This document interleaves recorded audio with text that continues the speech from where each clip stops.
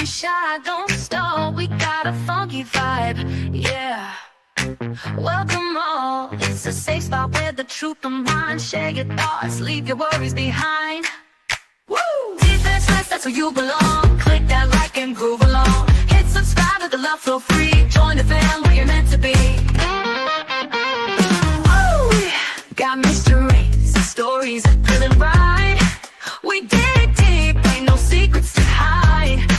No judgment here, just an open crew. We're all about justice and the honest view.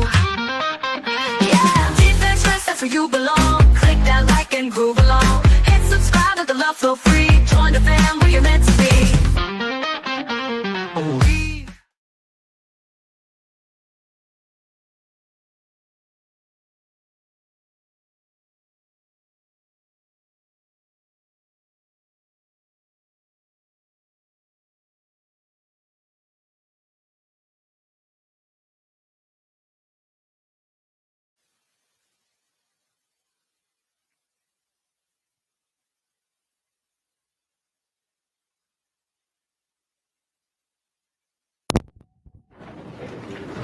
Sorry for my tardiness, dude.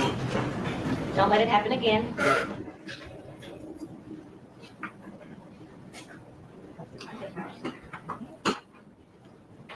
All right, so where are we? I am emailing the redactions to Ms. Harris right now with your honor, the state and defense all copy. Requesting one copy for the state, one copy for the defense, one copy for you. And then if we are going to, we'll talk about if we're going to make copies for the jurors and if we are going to, how we will situate that. And we'll need to redact the actual audio, and we won't be using this for a while, so we'll provide that to defense so that they can review it. Make sure it's Let me just be clear, let me understand. You all had 6 calls that you were concerned with. You were able to come to an agreement as to the calls, and the letters are not coming in. Yes. That's where we are. Yeah, you're on rule on that. And none of these, and I ruled on the photograph, none of these jail calls transcriptions are coming in today. Correct. So I don't have to run back here and make copies for you right now. No. I just need to get it to you maybe before close of business. And we have a digital copy to everybody already. I just wanted the record to be complete. So as it relates to the items on your most recent motion, the letters are not going to be introduced. The phone calls by agreement have been redacted digitally. With the exception of exhibit D and F, and those are excluded by agreement. Thank you.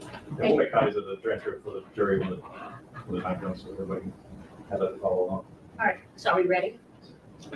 We have one more matter, Your Honor. We'll be calling for the rule. However, we are requesting that April Campbell, who is the mother and grandmother of the victims, pursuant to the Victims' Bill of Rights, be allowed to sit in. She will be called rather early on in the proof, but she does have the right to be here.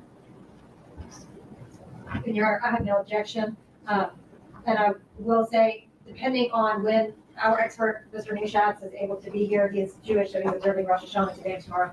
But I do anticipate him wanting to sit in on the testimony of the officers who took the statement. I believe you indicated that when we discussed expert testimony, when you continued to send emails asking for who was testifying, your response was you wanted your expert to sit in during the state's testimony. Yes, Your Honor. So I have no objection to their, to Ms. Campbell remaining in the courtroom, and I just wanted to make for the record that note. Call for the rule with the exception of April Campbell. You ready to get the jury in? I'm sorry. Are we ready to bring the jury in? I believe so, Your Honor.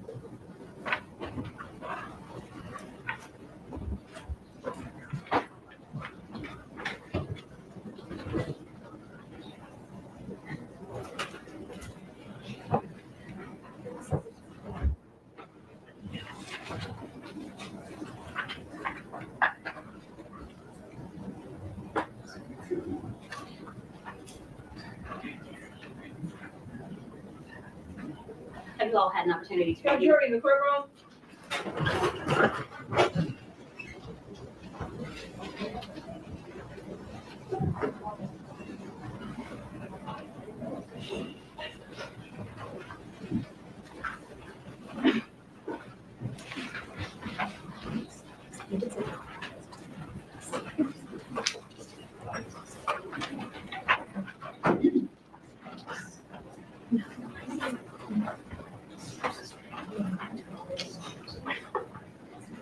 Did we get our coffee? Yes. Did we get our lunch? Yes. Are we awake? Yes. Thank you. Welcome back, ladies and gentlemen of the jury. This is the portion of the program where I give you some preliminary instructions. Throughout the last 2 days, you've been in. And what are you doing up at this hour, madam? What do you think you're doing?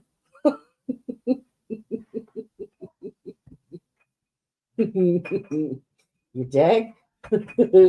I thought I might as well just get this up and get it moving. Why not? It is 2 a.m. there, isn't it? 2:07 to be exact. Miss, I don't sleep.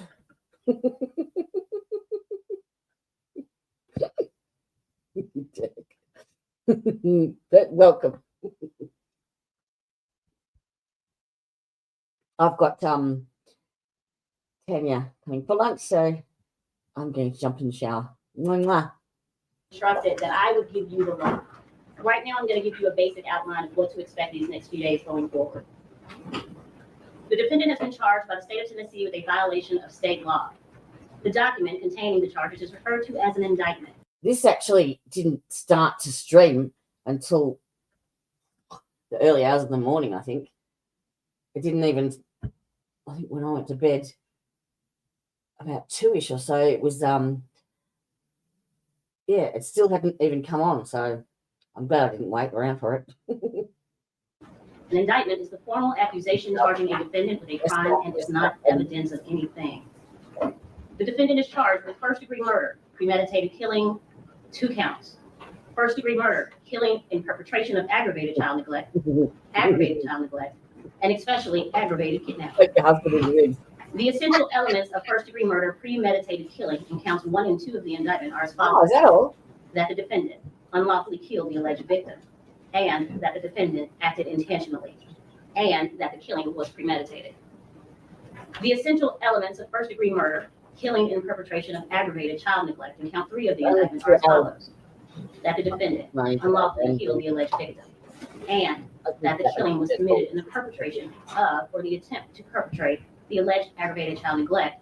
That is, that the killing was closely connected to the alleged aggravated child neglect and was not a separate, distinct, and independent event, and that the defendant intended to commit the alleged aggravated child neglect. The essential elements necessary to constitute aggravated child neglect are that the defendant knowingly neglected a child so as to adversely affect the child's health and welfare, and that the act of neglect resulted in serious bodily injury to the child, and that the child was 8 years of age or less. The elements of first-degree murder have already been set out and are previously explained in count 1 and 2 of this indictment. The essential elements of aggravated child neglect in count 4 of the indictment are as follows. That the defendant knowingly neglected a child so as to adversely affect the child's health and welfare. That the act of neglect resulted in serious bodily injury to the child, and that the child was 8 years of age or less. The essential elements of especially aggravated kidnapping in count 5 of the indictment are as follows. That the defendant knowingly removed or confined another unlawfully so as to interfere substantially with the other's liberty, and that the alleged victim suffered serious bodily injury during the removal or confinement. The defendant has pled not guilty to the charges. He is presumed innocent and may not be found guilty by you unless, after hearing all of the evidence, attorneys' arguments, and instructions of law, the 12 jurors seated in this case unanimously find that the state has proven its case beyond a reasonable doubt. The first step in the trial will be the attorney's opening statements. The state will tell you about the evidence it intends to present so that you will have an idea what the state's case is about. The opening statement is not evidence. After the state's opening statement, the attorney for the defendant may make an opening statement if he or she should choose. Next will be the state's case in chief, in which the state will present its evidence. The evidence in the case will most likely consist of testimony of witnesses, physical exhibits, and documents. After the state completes its case in chief, the defense will have an opportunity to present evidence through witnesses and exhibits. A defendant is not required to put on any evidence or to testify. The burden is always on the state to convince you that the defendant is guilty beyond a reasonable doubt. If the defense does present proof, the state may then put on what is known as rebuttal proof. After the state's rebuttal, the defense may put on further proof. After you've heard all of the evidence, the state and the defense may present final arguments. Likewise, closing arguments are not evidence.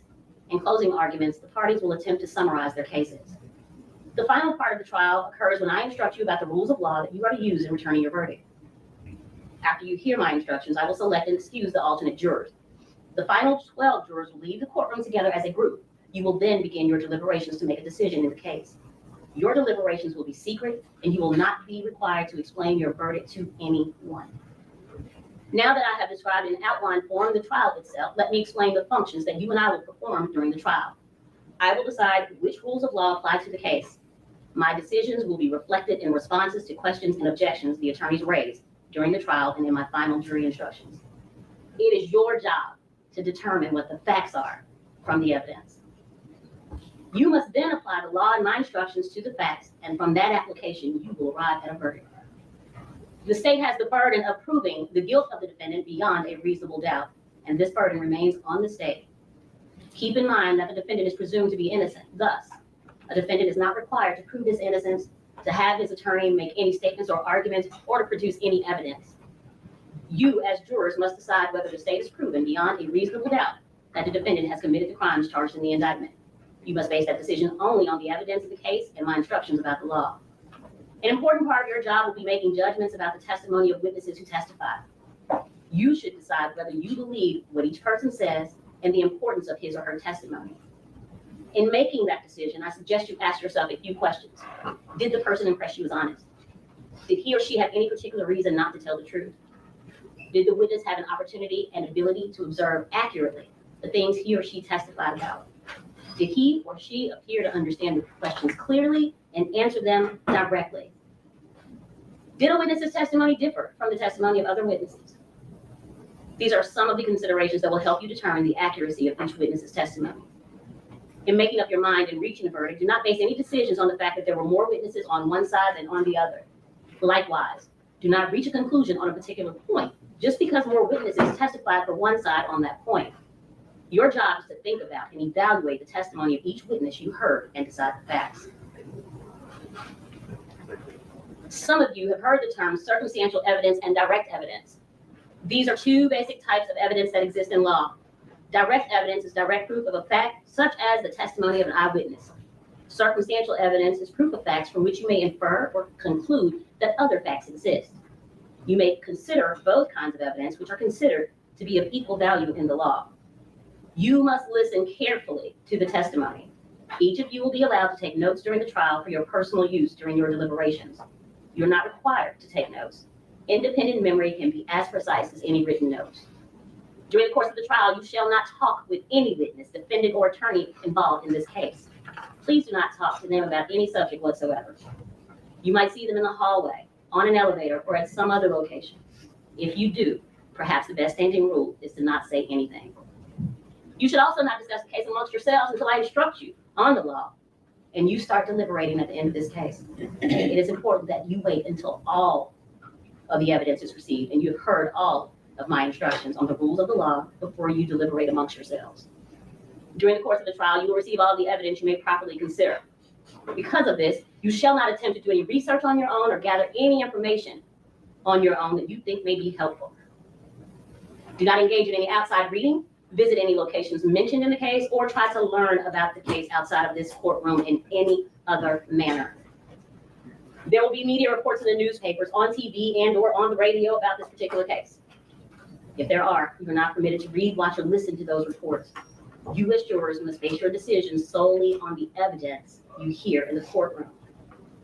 At times during the trial, an attorney may make an objection to a question that is asked by another attorney or to an answer that a witness gives. This simply means that the attorney is requesting that I make a decision about a particular rule of law. Do not draw any conclusions from the fact that an objection was made or from my ruling on that objection. My rulings only relate to the legal questions that I must determine and should not influence your thinking. If I sustain an objection, the witness will not be permitted to answer the question. Do not attempt to guess what that answer might have been, had the witness been permitted to give it. Similarly, if I tell you not to consider a particular statement that was made, you should put that statement out of your mind and you may not refer to that statement in your later deliberations. It is the responsibility of the attorneys to present the evidence. You must decide this case based on the evidence that's presented to you. Finally, During the course of the trial, I may have to interrupt the proceedings to confer with the attorneys about the rules of law that should apply. In some cases, we may have bench conferences in the courtroom outside of your hearing.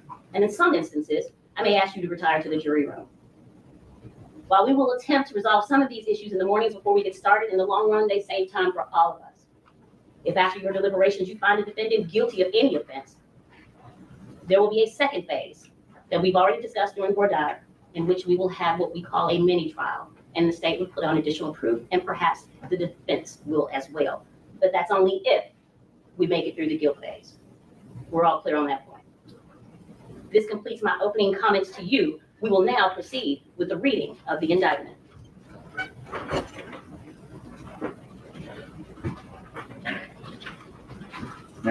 Please.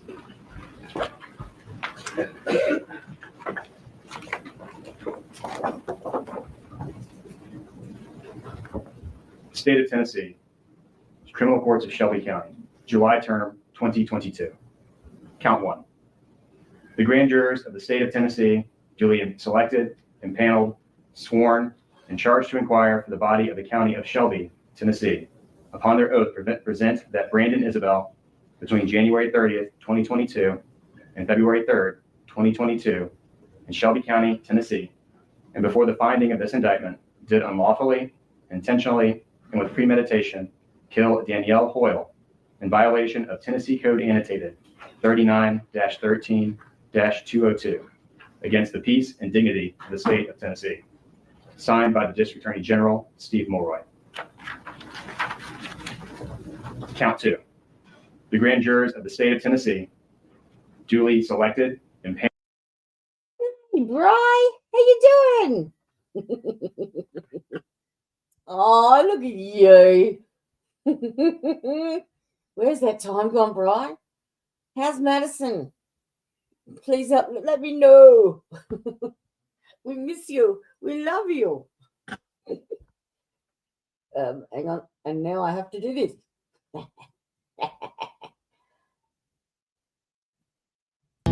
Out to the person that just gave us a super chat. Come on in, don't be shy, don't stall. We got a funky vibe. Woo!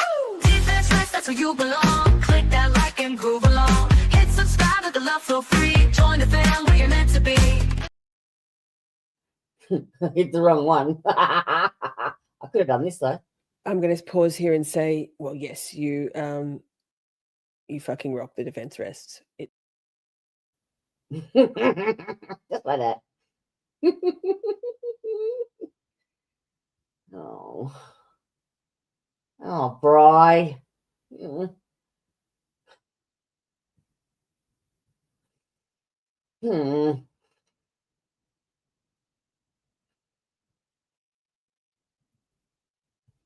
No, I can't tell you what you don't already know. Poor bugger. All right. I've got to jump in the shower because I have lunch visitors in 40 minutes. Whoops. I'll be back. Have a good rest, sweetheart. And thank you for joining us. Good to see you. panel, sworn, and charged to inquire for the body of the county of Shelby, Tennessee, upon their oath, present that Brandon Isabelle, Support. between July 30th, 2022 and February 3rd, 2022, in Shelby County, Tennessee, and before the finding of this indictment, Definitely. did unlawfully, intentionally, and with premeditation kill Kennedy Hoyle in violation of Tennessee Code Annotated 39-13-202 Jeez. against the peace and dignity of the state of Tennessee. Signed by the District Attorney General, Steve Mulroy. Count 3. The grand jurors of the state of Tennessee, duly selected, impaneled, sworn, and charged to inquire for the body of Shelby, the county of Shelby, Tennessee, upon their oath, present that Brandon Isabelle, between January 30th, 2022 and February 3rd, 2022, in Shelby County, Tennessee, and before finding of this indictment, did unlawfully and with the intent to commit aggravated child neglect, kill Kennedy Hoyle in the perpetration of or the attempt to perpetrate aggravated child neglect in violation of Tennessee Code Annotated 39-13-202 against the peace and dignity of the state of Tennessee. Signed by the District Attorney General, Steve Mulroy. Count 4. The grand jurors of the state of Tennessee, duly selected and paneled, sworn, and charged to inquire for the body of the county of Shelby, Tennessee, upon their oath, present that Brandon Isabelle, between January 30th, 2022 and February 3, 2022, in Shelby County, Tennessee, and before the finding of this indictment, did unlawfully and knowingly neglect Kennedy Hoyle, a child 8 years of age or less, so as to adversely affect the health and welfare of said child. Such act resulting in serious bodily injury to the said child, in violation of Tennessee Code Annotated 39-15-402, against the peace and dignity of the state of Tennessee. Signed by the District Attorney General, Steve Mulroy. Count 5. The grand jurors of the state of Tennessee, duly selected and paneled, sworn, and charged to inquire for the body of the county of Shelby, Tennessee, upon their oath, present that Brandon Isabelle, between January 30, 2022 and February 3rd, 2022, in Shelby County, Tennessee, and before the finding of this indictment, did unlawfully and knowingly remove or confine Kennedy Hoyle, so as to interfere substantially with the liberty of the said Kennedy Hoyle, and said Kennedy Hoyle did suffer serious bodily injury in violation of Tennessee Code Annotated 39-13-305, against the peace and dignity of the state of Tennessee. Signed by the District Attorney General, Steve Mulroy.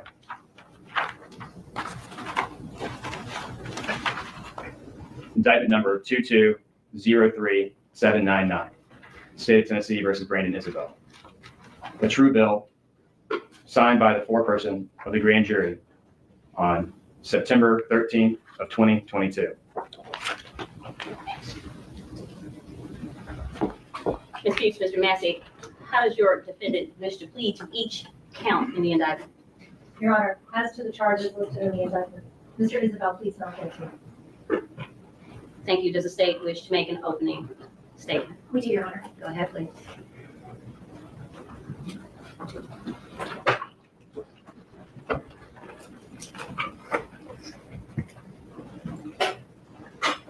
It was the morning of February 2nd, 2022. Cold, bleak. Mud Island, where the Wolf River meets the Mississippi, was colorless. Shades of gray and brown, except for a small baby cat, so out of place, lying on the riverbank.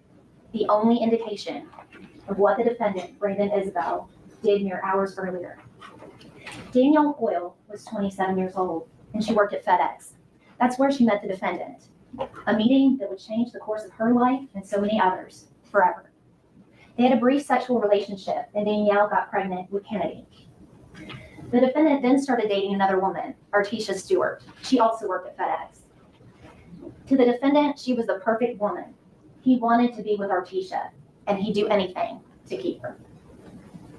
Late the night of January 30th of 2022, the defendant received word that Danielle was in labor at Regional 1. He went to the hospital, and during those late night hours and early morning hours, he was texting Artisha. Their relationship had been on the rocks for a while. Artisha didn't want to deal with another child or another baby mama in the mix. And so they were going back and forth. Artisha was talking about ending things, breaking up, and the defendant was trying to convince her to stick with the relationship. In the midst of these text messages, in the wee hours of January 31st, 2022, baby Kennedy Caitlin Hoyle, was born. Later that morning, the defendant met up with Artisha at Mud Island by the river to talk about the relationship, and nothing was resolved. Fast forward to February 1st of 2022.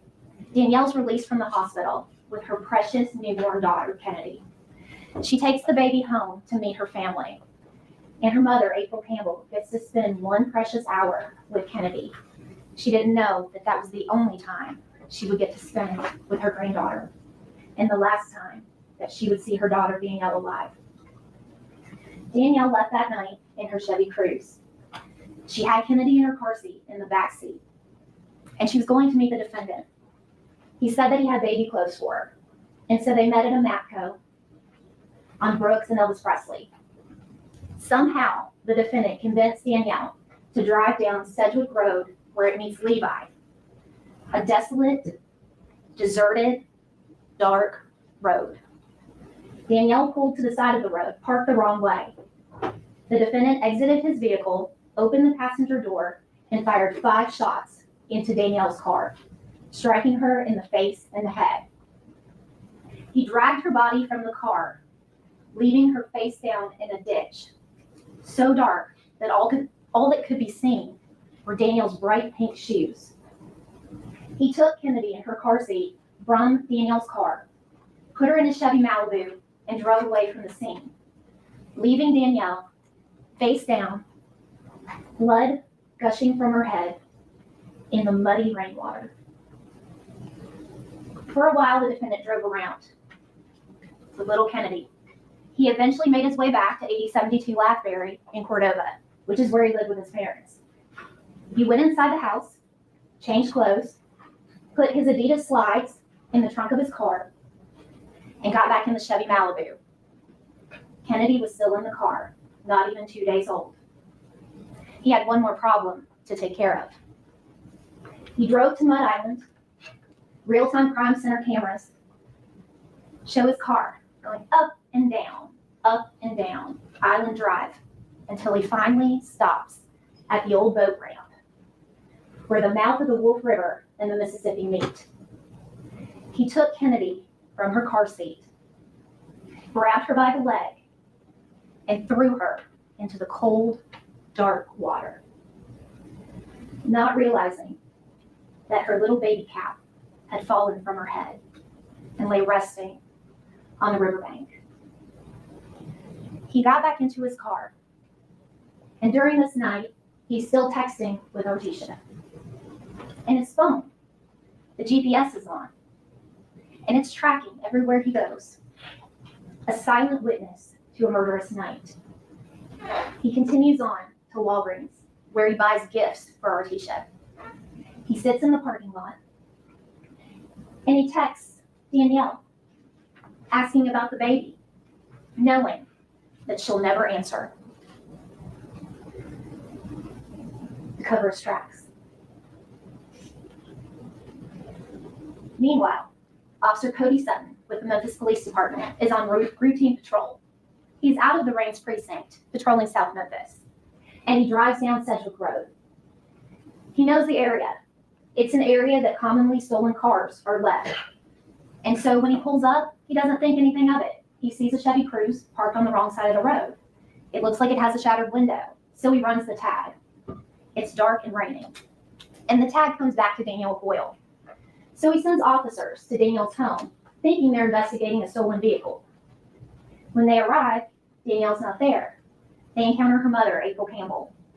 April informs the officers that Danielle left earlier that night to see her baby's father, that she had a newborn with her, and they hadn't heard from her and didn't know where she was. Meanwhile, Officer Sutton is still on the scene at Sedgwick. He gets out of his vehicle to take a closer look, and he finds the gruesome discovery of Danielle's body. Now, at this point, the Memphis Police Department is starting to realize the gravity of missing Kennedy. Officer Sutton looked around. He found no baby. He found no car seat. Just a bag, a baby bag, with the name Kennedy in the Chevy Cruze to show that she was ever there. A city watch goes out. While this is starting to happen, the defendant has another stop to make. He drives to Walmart on Elvis Presley. He then pulls to the back of the Walmart and drops Kennedy's car seat next to a lock dumpster. And that car seat is later found by a Good Samaritan and Officer Robert Blake. He's still texting with Artesia. She finally relents and says he can come over. He beats her home to 5061 Stacy Road. She pulls up in her Kia Soul, and she can't even make it in her door before the defendant is jumping into her car, telling her that they need to leave. Danielle's family is out looking for him. They want to know where Danielle and the baby are. So Artesia drives him back to 8072 Lathbury in Cordova. That's where the defendant and Artesia Stewart are detained by the Memphis Police Department. Sergeants Wimbush and Boyd with Homicide begin to question the defendant. And through that questioning, it becomes apparent that they need to go to Mud Island. And so a frantic search begins for baby Kennedy on Mud Island. The Braden dive team with divers Hunter Winfrey and Kyle Borland, the Tennessee Wildlife Resource Agency with Agent Andy Tweedy, numerous MPD officers on the ground air support, helicopter, a drone, looking for baby Kennedy. But they didn't find her. All they found was that baby cat on the riverbank. As Sergeant Boyd and Wimbush continued to speak with the defendant, more information came to light. Sergeant Fowler and Officer Cole went to 5061 Stacy Road, Artesia Stewart's home. That's where the defendant had left his car, the white Chevy Malibu. They searched the car, and in the trunk of the vehicle, they found the Adidas slides that the defendant was wearing. Officer Carlyle took the clothing that the defendant was in when he was taken into custody. And he noticed that the defendant was wearing a pair of white socks with what looked to be blood on them. Officer Carlyle, the crime scene, processed both the Adidas slides and those white socks and used a presumptive test, which indicated blood. Those two items were then sent to the Tennessee Bureau of Investigation for DNA testing. Agent Stephen Walzak did the testing on those items and determined that the blood on the socks and the Adidas slides belonged to Danielle Hoyle. Ladies and gentlemen, once you've heard all the proof in this case, the witness accounts, the DNA, the video, once you have heard all the evidence, the state will ask that you find the defendant guilty of each and every count of the indictment. Does the defense wish to make an opening statement? Yes, Your Honor.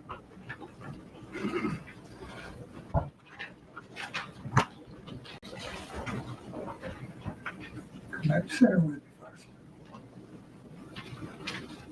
first. We talked in board item about how the state made the allegations, and they have. They did it through an indictment, and they did it through their opening statement. Now, it is up to them, the burden is on them to prove these allegations. Prove these allegations beyond a reasonable doubt.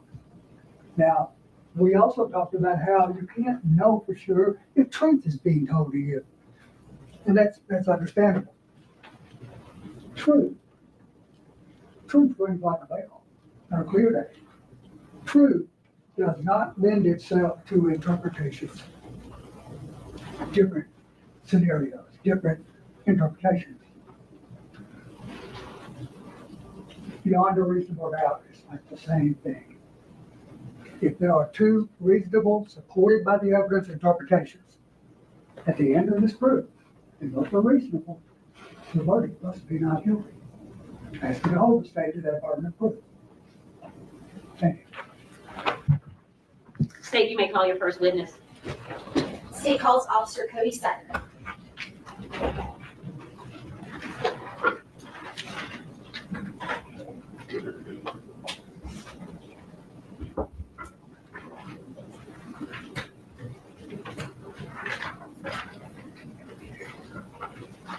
Officer Sutton, come forward. Watch your step. Stand right here. Face your honor. Raise your right hand. Good afternoon. Do you swear or affirm to tell the truth, the whole truth, and nothing but the truth, so help you God? Yes, ma'am. Please have a seat, watch your step, and I'll need you to speak up for the benefit of Madam Court Reporter. Yes, ma'am. Thank you. Go ahead, please. Thank you, Your Honor. Would you please state and spell your name for the jury? It is Cody Sutton, CODYSUTTON, And where are you employed? at Germantown Police Department. How long have you been at Germantown? A little over a year Where were you before then? at Memphis Police Department. And how long were you with MPD? 5 years. And is that where you were employed back in February of 2022? Yes, Now, back in February of 2022, where were you assigned? at Rain Station. And what shift were you working? It was Delta shift at that time. What does that mean? It's 5 p.m. to 1 a.m. It's the hours that we worked. And what area does Rain Station cover? Whitehaven and Westwood. Is that South Memphis? Yes. Now, were you familiar with the area of Levi and Sedgwick? Yes. Is that located in Mississipi County, Tennessee? Yes. What are the nearest larger streets? You got Rains. It's been so long since I've been there. There's Rains, I think Brooks. This is one of the other closer ones. All right. The court has, would just keep his voice up a little bit, I'm having trouble here. Please approach. You can speak. If I can get you to approach, we can address this. I'm sorry, pardon me, sir.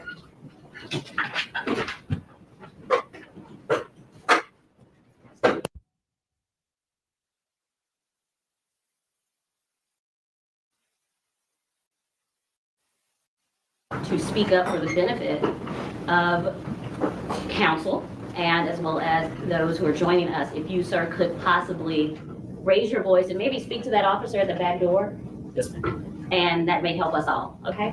Thank you. I'm sorry, I apologize for the intrusion. Thank you, Your Honor. Now, Officer Sutton, can you describe the area of Levi and Sedgwick? The area of Levi and Sedgwick is it's a back 2-lane road. There's no street lights. It's very dark back there. No houses or anything like that. And when you would patrol that area, was that specific area known to you for a reason? Yes, ma'am. Very frequently we would find abandoned, stolen cars on that back street. Now, on the night of February 1st of 2022, were you patrolling in that area? Yes, ma'am. And did you arrive on Levi and Sedgwick around 11:15 p.m.? Objection to voting. It doesn't suggest an answer, Judge. You can answer yes or no. Overruled, I'll allow it. Yes. And what were the conditions that night? It was cold. It was raining that night. Did you see anything that drew your attention? Yes, there was what appeared to be an abandoned vehicle on the side of the road. Was it parked on the correct side of the road? Was it facing? No, it was not. Okay. Can you describe how it was parked? It was parked on the left-hand side of the road facing the wrong direction. I'm going to hand you a photograph and see if you recognize it.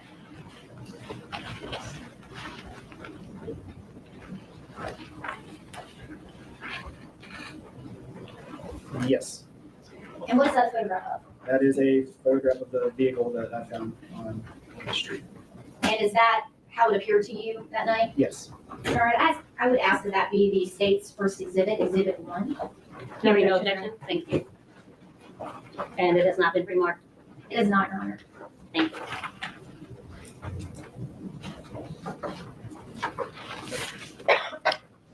Your Honor, may I have permission to publish? Go ahead, please.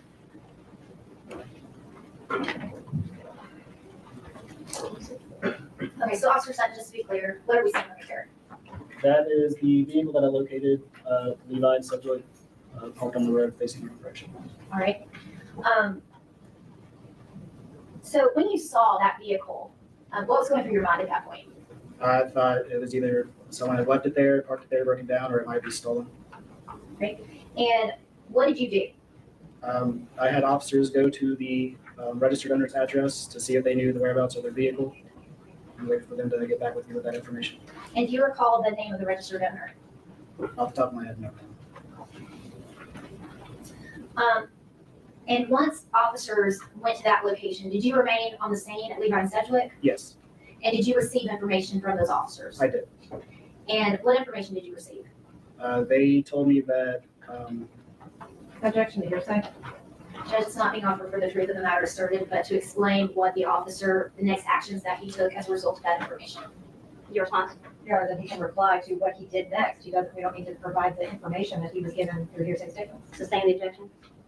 Officer Sutton, once you received that information, what did you do? I got out and checked the vehicle, and that's when I noticed there was blood on the driver's side door. And did you continue to investigate? Yes, ma'am. And what did you find? I found the victim's body in the ditch next to the vehicle. Did you also look for a baby? Yes. Did you locate a baby? No. And did you take that step because of information that you received? Yes. Now, when you initially arrived on Levi and Sedgwick and saw the vehicle, did you have body cam on at that time? Not at first, no. Once you discovered the body, did you then turn your body cam on? Yes. I'm going to hand you a flash drive and see if you recognize it.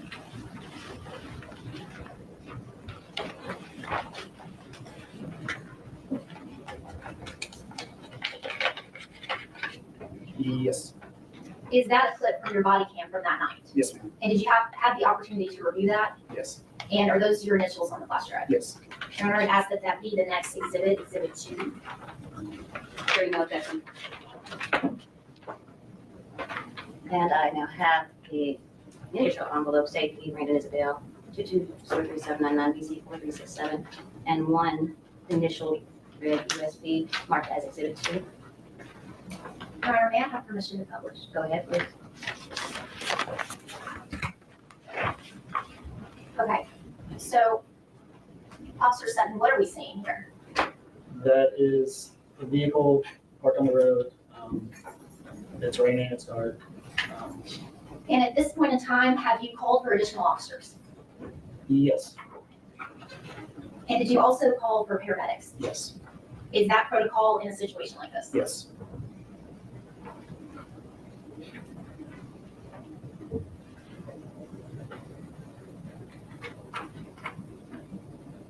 Now, it looks like there are some lights. Where are those lights coming from? It looks like from the other vehicles that are on the scene. Are there any street lights on the Levi and Sedgwick? No.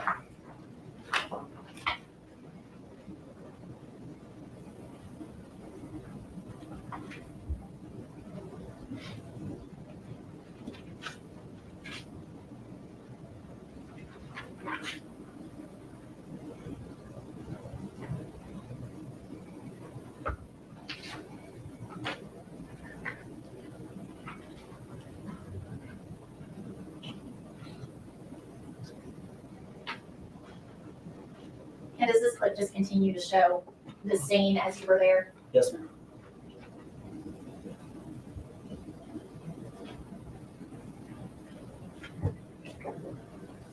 I'm going to hand you some photographs and see if you recognize them.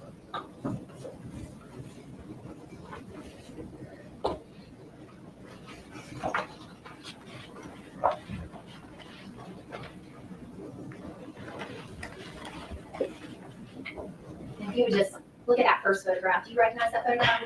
Yes, ma'am. And what is that a photograph of? The victim's vehicle. And ask that be the next exhibit. State's Exhibit number 3. Yes, Your Honor, thank you. And the next photograph. Also the vehicle. And can you describe which portion of the vehicle we're seeing? This is looks like the passenger side of the vehicle. And then ask that be the next state's exhibit, Exhibit 4. Hearing no objection, mark it as Exhibit 4, passenger view. And Your Honor, we did review these before the witness did. Thank you. And the next photograph. Also the passenger side. It's a close up of the front end of the vehicle, front half of the vehicle. Ask that be Exhibit 5.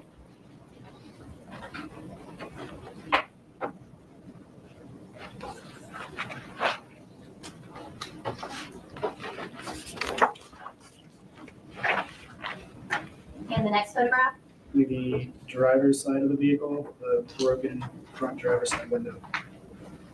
And ask that be Exhibit 6.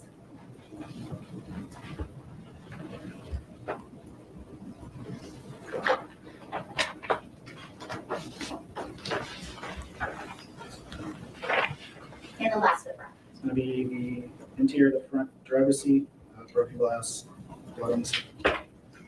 I'd ask that be Exhibit 7.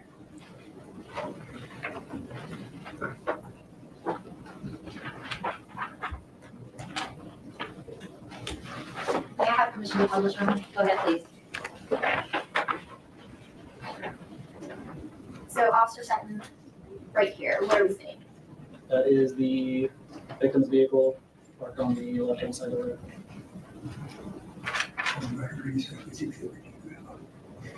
And that was, for the record, Exhibit 3. Now we're looking at Exhibit 4. What are we seeing? The passenger side of the vehicle. And does it appear that there's something hanging out of the passenger side? Yes. And that is Exhibit 4. Exhibit 5. What are we seeing here? Also the passenger side of the vehicle, the front half of it. Was there anything about this side of the vehicle? Not that I remember. And Exhibit 6. What are we saying here? That is the driver's side of the vehicle, broken window. And Exhibit 7. What is this? the inside of the front driver's seat, broken glass, and blood on the seat.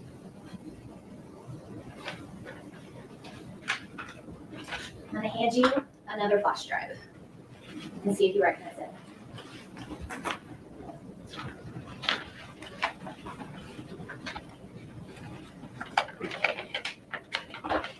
Yes. Is that another clip from body cam from the scene? Yes. And are you actually visible in that clip? Yes. Your Honor, I'd ask that that be exhibit 8. Another tiny envelope, body worn camera clip 2, with a blue USB with CS on the back.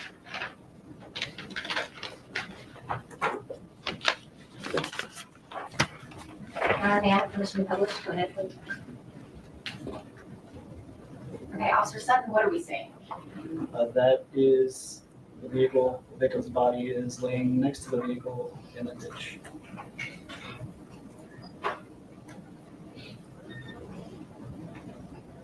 And are you actually in this video?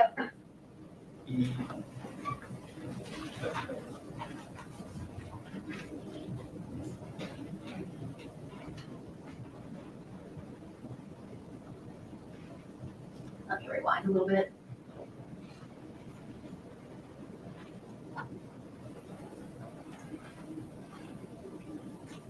Yes. Is that you that we see approaching? Yes. Okay.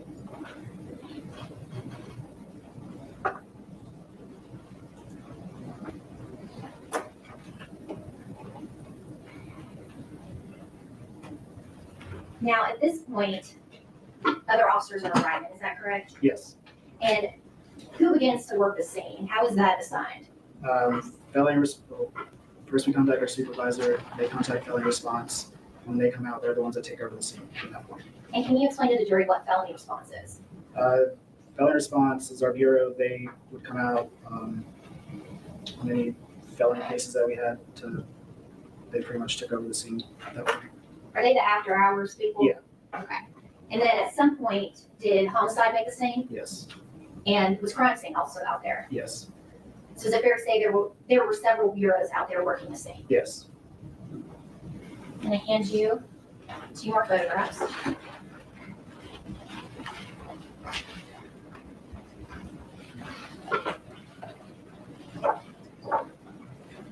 Do you recognize that first photograph? Yes. And what is that a picture of? It is a picture of the victim's body. And is that how it looked when you discovered the body? Yes. Your Honor, I'd ask that that be the next exhibit, exhibit 9.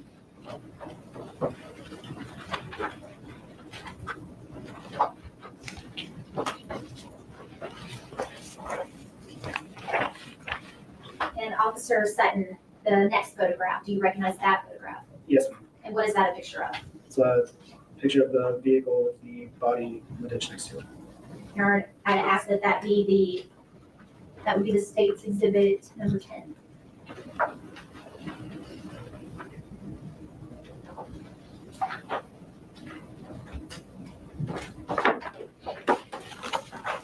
May I have permission to publish, Your Honor? Go ahead, please. Okay, what are we seeing in this photograph? That is the victim's body lying in the ditch next to the vehicle. And that was exhibit 9. Exhibit 10. What are we seeing in this photograph? It's a wider view of the victim's body next to the vehicle. And at that point in time, has anybody moved the body? No. The light that we're seeing, where is that coming from? The vehicles that are on the scene, flashlights. When you initially pulled up on that vehicle, were you able to see a body? No.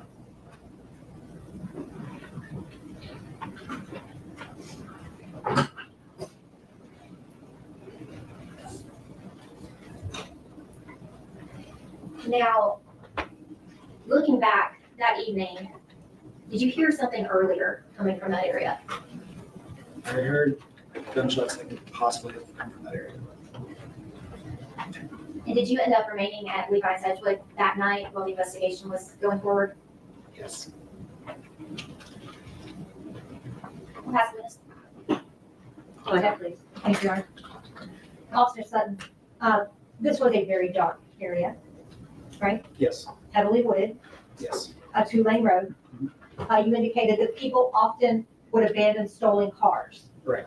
Is that area in general a somewhat high crime area? Yes, And there were actually several different types of shell casings out on that street, correct. right in the area where this happened. And there are no cameras recording what's going on that part of the street. No, ma'am. And the casings that were found, they were of multiple calibers. Right.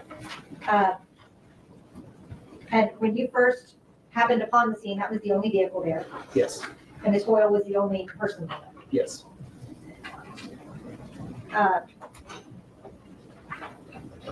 Do you recall how many different types of calibers were on the scene? I don't. Do you recall it being multiple Yes, calibers? And do you recall it being multiple casings? yes. Do you recall at least one of them being a 40 caliber? I don't recall. And you had indicated that earlier you had possibly heard gunshots. Yes, That was not what drew you to the area, then, right? no, And when you arrived on the scene, you did not know how long the car had been there. No. You did not know how long Ms. Hoyle had been there. No. You didn't actually see any of these events unfold. No. You don't know what was happening at the time the events unfolded. No.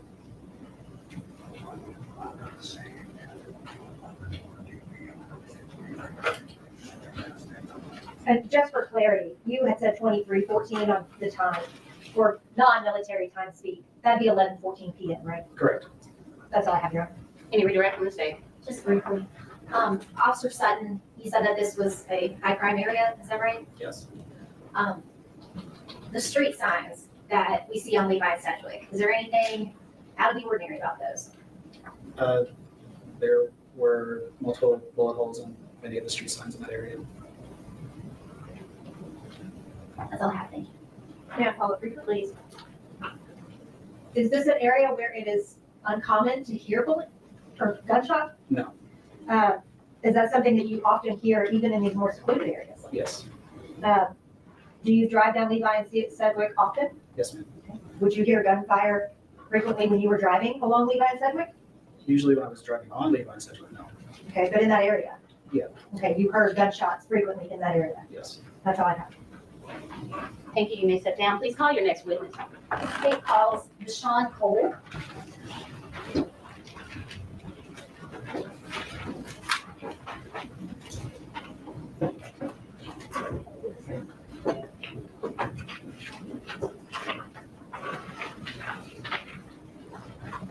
Mr. Cole, come forward. Watch your step. Tell me your face, trying to raise your right hand. Pardon me, sir. No problem. Do you swear or affirm to tell the truth, the whole truth, and nothing but the truth, so help you God? I do. Please watch your step. Have a seat and speak up for the benefit of Madam Court Reporter. Thank you. Would you please state and spell your name for the jury? VeSean Cole, His Victor, ISHAWN. Last name is Cole, C-O-L-E. And where are you employed? Memphis Fire Department, How long have you been with the Memphis Fire Department? 17 years. And what is your position there? Lieutenant/paramedic. And did you make a scene at Levi and Sedgwick on February 1st, 2022 into February 2nd of 2022? Yes, I did. And do you recall, what were you responding to? If I'm correct, it was a party down. Now, when you arrived at that location, were police already on scene? Yes. Can you describe the conditions? It was raining. All you see is a police lights, and it was cold that night. Was it a well-lit area? No, ma'am. And describe what you found when you arrived. I was told to go and there was a young lady laying in the ditch. We got the assessment. I'm gonna hand you a USB drive and see if you recognize it.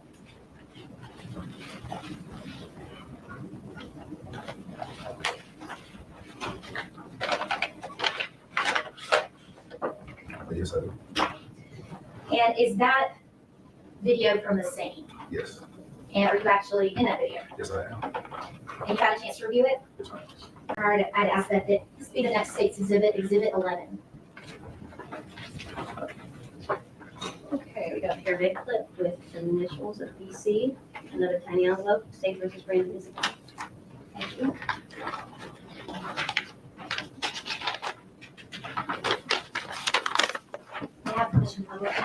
please.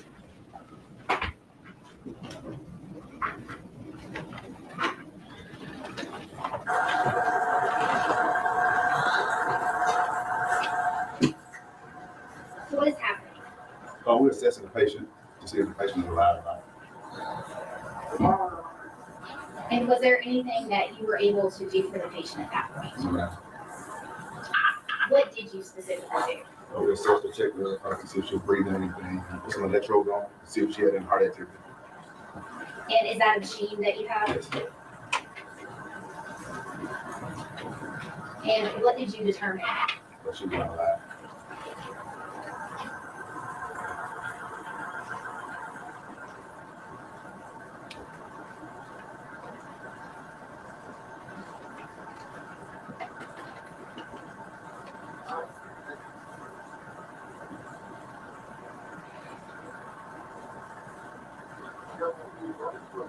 Is she being hooked up with the electrodes at this point? Is that what's happening? It would take a moment.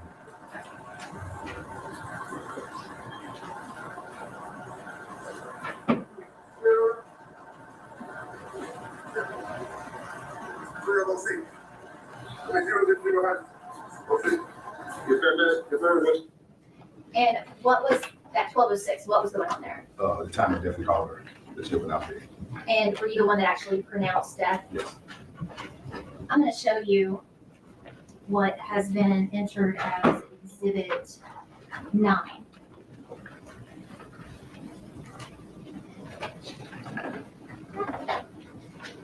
Do you recognize this photograph? Yes. Is that the patient that you went out to assess? Yes, ma'am. And we're seeing a little bit of blue here, looks like on the torso, maybe on the arms. Yes. What are those? Those are called cardiac electrodes. So you as paramedics to assess her, put the electrodes on her? Yes.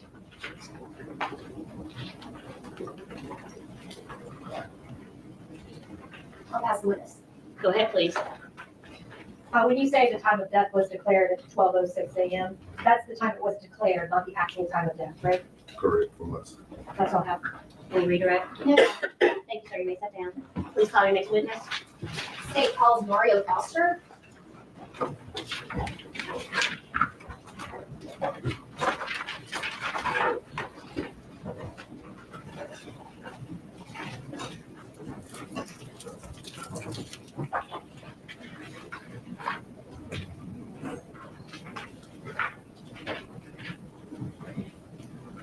Mr. Foster, come forward.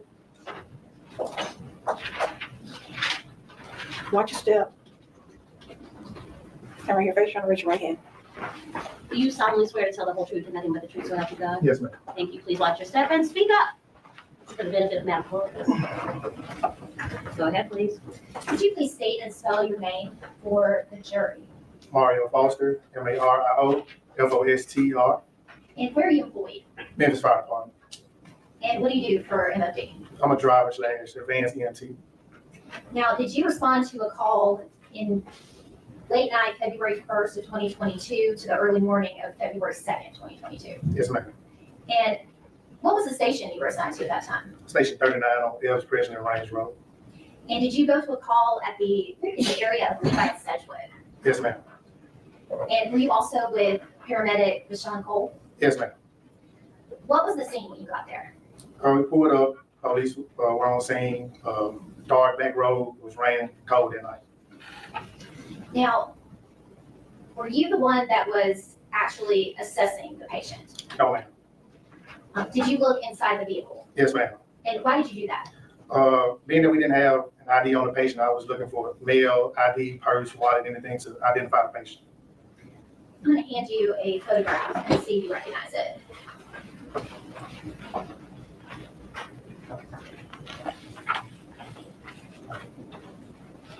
Yes, ma'am. What is that a photograph of? Back seat, diaper bag, of course, assuming a baby had to be in the back seat of the car. Speculation. Give me a second, please. There's been an objection made. Would you like to respond?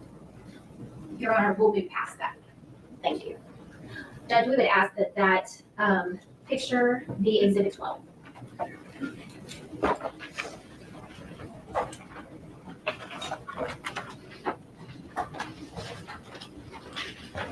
Honor, may I have permission to publish? Go ahead, please.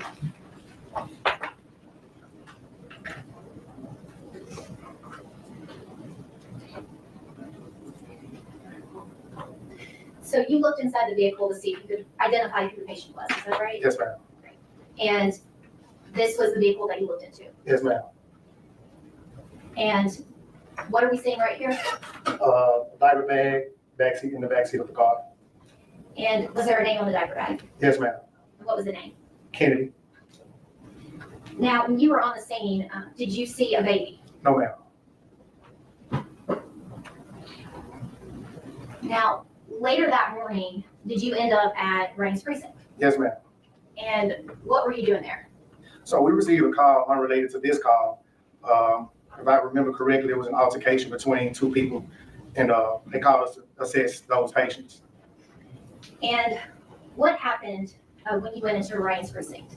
So as we were assessing those patients, we saw a lady walk in, and who we later found out was the mom of the young lady who we had just left. And a few moments after she walked in, we just heard a lot of yelling and screaming from her and the family members as she walked in. And did you stand by in case any medical needs presented themselves? Yes, ma'am. And what was the demeanor of that woman? At the time, she just walked in, just normal. And again, like I said, after she found out, the news, she just broke down, started crying and screaming. I'll ask the witness. Go ahead, please. No questions, Your Honor? Thank you, sir. You may sit down. Please. Pardon me, ladies and gentlemen. I'll be right with you. Please come forward. Thank you.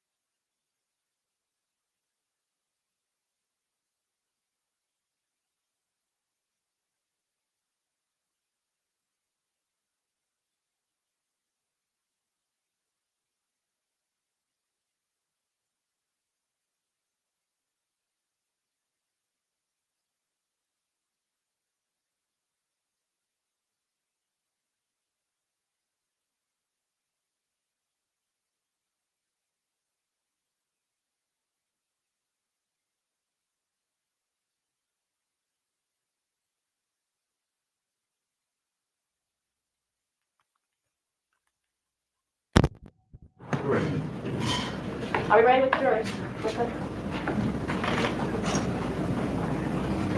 Does the state have time to speak with your victim witness coordinator? Yes, ma'am. Yes, she is. And she addressed those two issues? Yes. Thank you.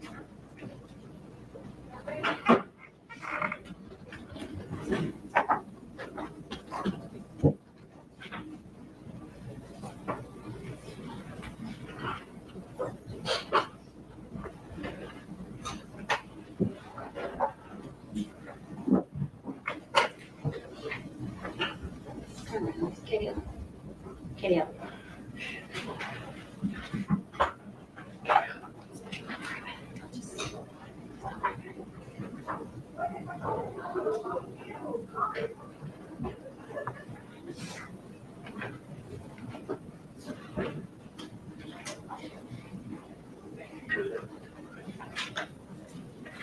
Just a second. Just a second. We're going to be in a very brief recess. What stands to recess?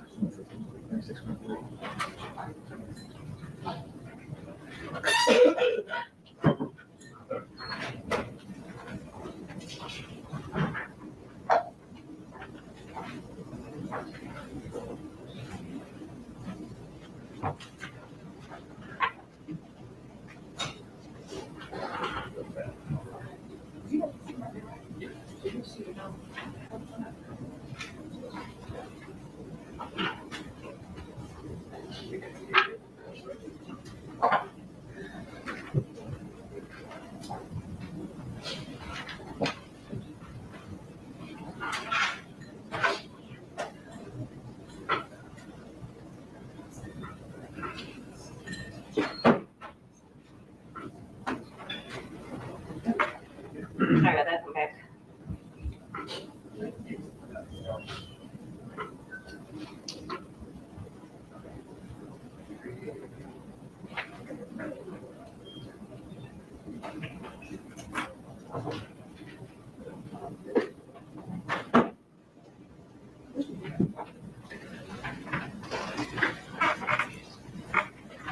Judge, you're in the courtroom?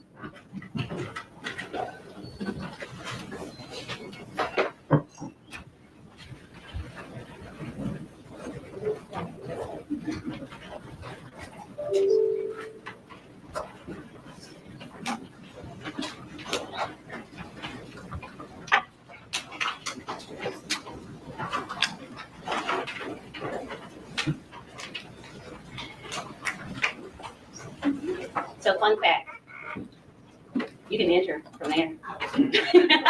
Yeah, you can enter from that side, so you don't have to crawl over your fellow jurors. We're not here to make it any more complicated than it has to be, okay? So keep that in mind, all of you. You can go in either side.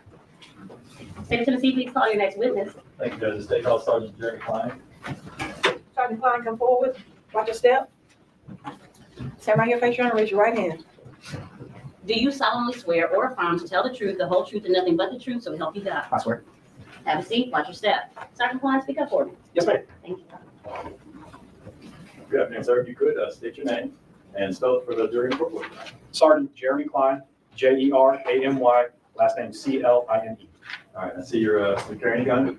Where do you work? I work for Memphis Police Department in the Homicide Bureau.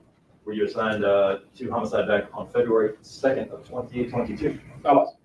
And do you recall homicide involving Danielle Hoyle and Kennedy?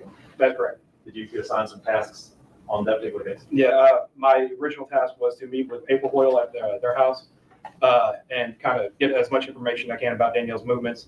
However, when I arrived there, she wasn't there. She had changed locations over the Rain Station precinct, and that's where I ended up meeting with April Hoyle.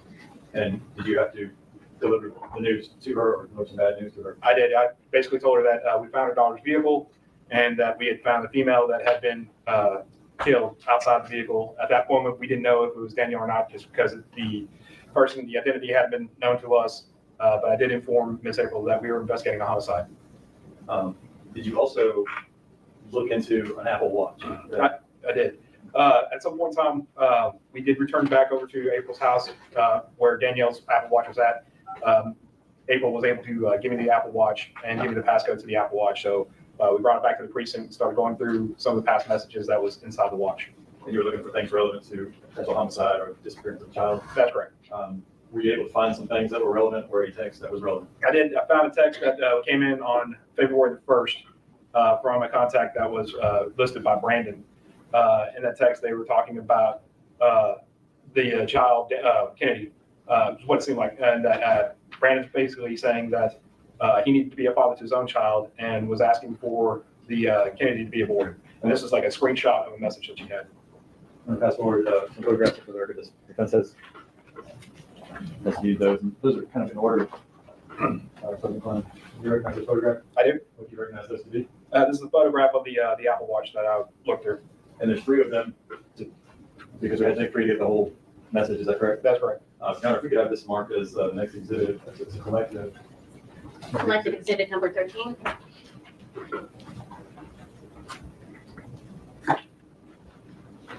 And this is 3 photos.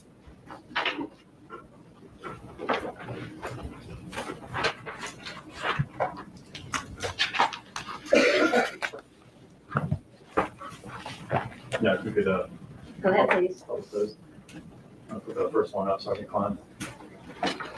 We can make that possible zoom in on that a little bit. If you could read this for me. It says, I can't be a father to the kid right now, Danielle, and I don't want to put you through that. I have to be a father to my first child. I haven't been doing that. I don't want you to go through what you're going through with Riot Dad not being around twice. You deserve better than what I've been doing to you. If you love me like you say you do, then let's end this mistake, Danielle. Let's talk to these doctors tomorrow and let's both hear them and have them understand where we're coming from. I got to sit. And Yeah. we have the next one here. We can zoom in on that. I think you stopped it, I guess, sit. Yeah, I'm looking for it now. Like, I got to sit back and find myself with no distractions, like, for real. I got to find me. If we just go to the third one, I think it has. There you go.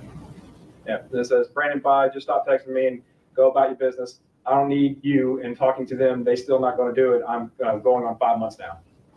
All right. And Sergeant Cline said the only things that you could find that were relevant within the Apple Watch. Yes, sir. Did you consider or think about trying to download or dump the entirety of the watch? At the time, Memphis Police Department did not possess the technology to be able to extract the messages from the watch that we had, and I don't think we were in possession of Danielle's phone. All right. And is that everything that you did with respect to this case? Yes, sir. Okay. No further questions, Judge. Go ahead, please. Thank you, Mr. Cline. What was the date on that text of the watch? So it was a snapshot when it was retransmitted. I'm not sure to who or from, but when it was retransmitted, the date of the transmission was February 1st, 2022. That wasn't the date that it originated, was it? That I won't know when it actually originated. I'm confused. The 2/1/22, Mhm. was that on the watch? That was the day that the transmission of that snapshot was sent. So basically, the way it works is this was a screenshot of a text message between Brandon and who I'm assuming would be Danielle. From that text message, it was retransmitted to whom, I don't know, but it's retransmitted on the 1st, showing that that conversation. So we wouldn't know when that first text message came in. You don't have any evidence of when that first text message. Reading the text message, I would imagine about 5 months along. Danielle was pregnant about 5 months along. That would be your correct milestone, wouldn't it? Correct. That's- And also, you were involved with Artisha as well, Artisha Stewart. I don't recall. I might have been, but I don't recall. Did you help with the interrogation of Artisha Stewart? At this time, if I did, I took notes. I don't have those notes in front of me, and I do not recall. Case coordinator here, that wasn't you, was it? That was not me. That was Jacoba Boyd. That's correct. And would you tell the jury, please, what a case coordinator is? What does he do? Basically, case coordinator, or what we also refer to as lead investigator, he is the person who's in charge to make sure certain tasks are done within the case. He will assign people to do things for the case, or he himself has to ensure that they get done, such as search warrants, supplements, basically keeping the notes of the case and make sure that it is moving forward and that we're progressing to maybe charging the suspect in the crime. So he's kind of up here, and the people he's giving things to do are down below him, and he's giving them tasks. Well, yes, sir. In a sense, yes, sir. And those people that he gives tasks oftentimes write reports and send them to him. That's right. and he makes decisions based on that. Correct.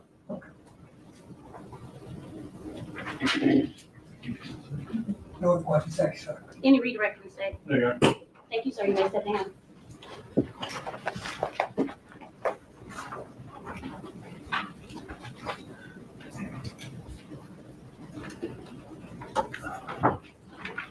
That's all that you have for today? Yes, sir. Thank you. Ladies and gentlemen, that concludes our business for today. You have plans, and I have to get you out of here. Again, you are not to discuss anything you think you may know. I can assure you you don't. You are not to do any independent research. You may talk freely about anything else except what has happened here today with anyone at any time until I give you instructions to do so. Are we all clear? I'll see you in the morning. Get some rest. Don't overdo it tonight with the food and the snacks. Leave your notebooks here. We'll take care of it. Judith, excuse me, your notebook in the chair, watch your step, you step down.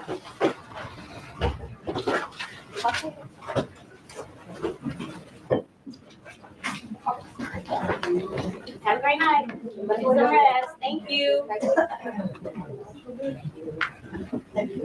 And y'all still didn't go out on the other side. It's fine. It's fine. Upset is Right routine. here. I'm giving you options. Good night. He's making sure everybody's okay. He's our team leader. All right, so it is now 3:31. We will adjourn here shortly. What time do you want to pick up in the morning? What time do you have your fifth witness ready to come in? Mr. Christensen, Mr. Steele? I think, ideally for us, I know that I was talking with Ms. Fuchs, You all may be seated while we maybe, discuss this. I think we can get a lot of proof on tomorrow. We maybe 8 witnesses or so, maybe possibly up to Sergeant Winbush. I think if we could start at 10 o'clock, that would be ideal for us. That's late. Whatever the court wants to do, we'll start. I'm thinking we start at 9. We have a lot to go. We have 4 witnesses down, at least 9 o'clock, fine, Judge. 27. No one else has any other courtroom business anywhere, do they? We could be here at 9. Can we have jurors here at 9? Wait. What's on the docket? 0 on the docket. We start at 9. Adjourn, please. All right. Court is now adjourned to 9 a.m. tomorrow morning for trial.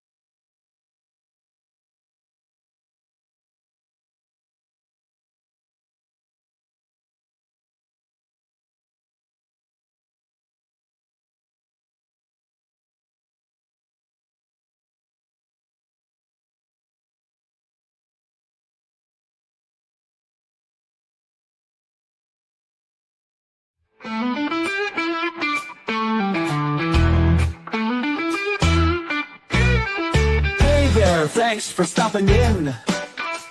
We hope you will join us again. We all look forward to next time. We get to talk about true crime. Clues. Justice served in an honest fight. True crime tales till the verdict's right. Solving more than just trivial quests, where sentences rule and the defense rests.